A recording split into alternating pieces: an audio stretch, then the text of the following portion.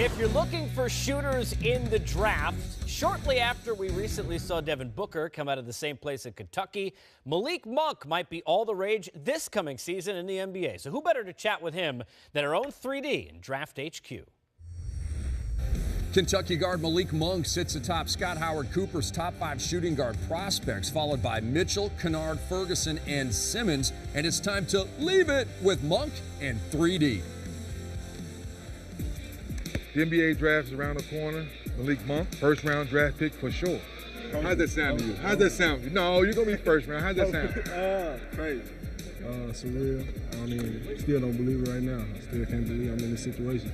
But I'm just blessed. What have you learned about yourself so far in these NBA drills? I can shoot better than I thought. Oh, okay. Yeah, all right. My range is further than I thought, too. Now that you've made that decision, you've gone through some of these workouts, what are one or two things you say, when training camp comes around, I need to work on this and that to get ready for the season? Coming off the ball screens. Yeah. You handling the ball or you coming off pin downs? Handling the ball.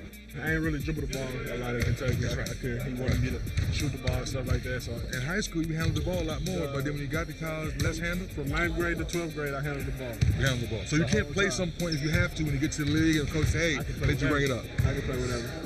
1, 2, or 3? 1, 2, or 3, whatever they need me to. No 4 though. That's too many big down low bangers. I try. You try? I try. What about defending? 1, 2, 3, 4, 5. No, you're not defending the 5 now. Stop. You're not defending the 5 now. Anything. I'm not. I'm gonna try. I prefer the 1. Oh, you prefer the 1? Yeah. Why you say that? I don't like running off screens like that. Nah, I just I love this drill. Because this is the closest thing that Ross is putting into NBA action. Yep. The one possession might get a catch and shoot. Next possession might take it off the dribble. Yeah. Which one for you feels the most comfortable? Off the dribble. Like I said, my whole life playing basketball. Right. Then when I got to college, I started catching and shooting, so it's really whatever. So the shot clock's going down, you're in an ISO situation. What part of the floor are you trying to get your shot off? Setting low, coming off. I'm looking to score for sure. So when you come off this screen, you're looking to score. That's the first look. Now, that's normally going to be a big. Now, you trying to break him down and get to the lane, or you trying to get to a sweet spot? Where's that spot on the floor? I just read him. Whatever. My sweet spot's here. So the guy switch off, he's a big guy, he does this, what are you doing? You're rising up. Easily. Easy. My mid-range is crazy. You like the mid-range? Yeah, that's my shot. All right here. Now, how are you able to stick with that when the Steph Currys, the Kyries, all these guys are shooting threes? How are you still focused on getting that spot? That's their game. They shoot a lot of threes. My game is pull up. I can shoot the 3 too, so they're going to play my 3. Pump fake, get to the mid-range every time. Now, you know you may go to a team that may not be in the playoff hunt. How does that motivate you? We got to get better. I'm going to have to get better, do whatever we have to do to win. And that's, that's what I got myself into. Coming to the draft, and I knew that was gonna happen, so I'm just prepared for it. And how much has your brother helped you through this process? A lot. Every step I'm in right now, my brother go with me everywhere. Any place I travel, he goes with me. He's been in this situation before. Played football, went to the league in football, played basketball, went overseas in basketball. So everything I'm going through right now, he's been through, and he just helped me along the way. And what do you say to some of the naysayers that say this draft is very talented, but it's so young? How can these 19-year-old guys come in and help the team win? Our work ethic, I think, and we're competitive. We're allowed competes. We all friends, but we compete when we go to McDonald's, every EYBL session, all that, Nike session. We all compete. We're not friends on the court, but off the court we're friends, so that's how we do it. Well, I just learned something. I did not know that Malik Monk, who hit a bunch of threes last year at Kentucky, says his sweet spot is the mid-range. Stu, you first. How do you expect Malik Monk's game to translate to the NBA? Well, I expect him to be a guy that initially will probably be a guy off the bench. I mean, he's a bucket getter, and probably the most elite shooter in this draft.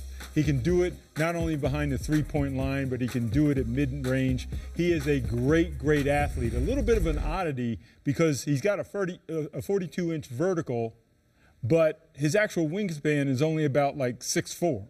But you don't see that very often. But initially, I think he translates as a guy coming off the bench because right now he's not a great defender, not a great rebounder from the guard spot, but he's a guy that can score and get buckets. You know what I thought was interesting is that a lot of guys can shoot the ball.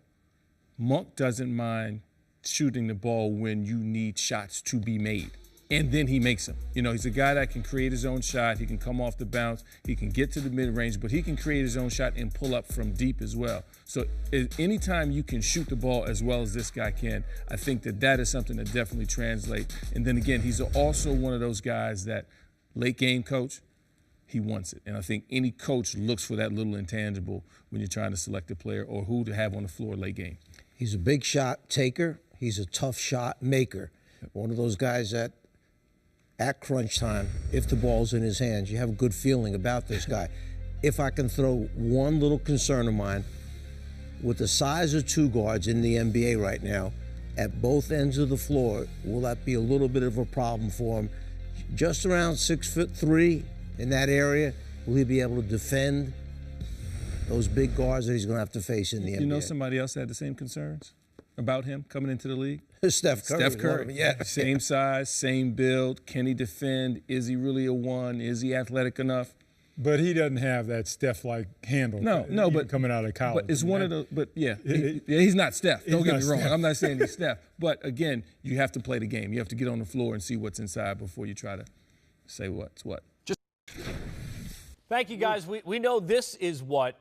Heck of a shooter, but I love the fact that, which I didn't know, this is another one of these kids, you saw this with Jamal Murray, among others at Kentucky, who could play the point but didn't because to fit into Cal's system, he had to be at the 2, right? He had to be at the 2 to fit in the system, and Coach Cal asked him that Fox had already signed first, I need you to move to the 2. So a lot of the conversation right now, do you want a basketball player or do you want an athlete? This is one of the rare kids that has both. Means that he knows how to play the game. He's been playing the point guard position his whole life. Then your college coach comes along and asks you to play another position, and you play at a high level. You do it very well, and now you're being looked at as just an athlete. No, people, this is a basketball player. Go look at his resume. Go talk to his college coach. Go talk to his high school coach. Go talk to his AAU coach. They're going to tell you whatever you ask him to do, he's going to go do it. There's not many rare guys that come into our league cases that are willing to play both ends of the floor. You just don't want to be a squirrel if you're in his presence. Do not be a squirrel in his presence, because that's what he loves to do on his spare time, be with his grandpa and his family and go squirrel hunting. Young fella, I love it. Keep that up.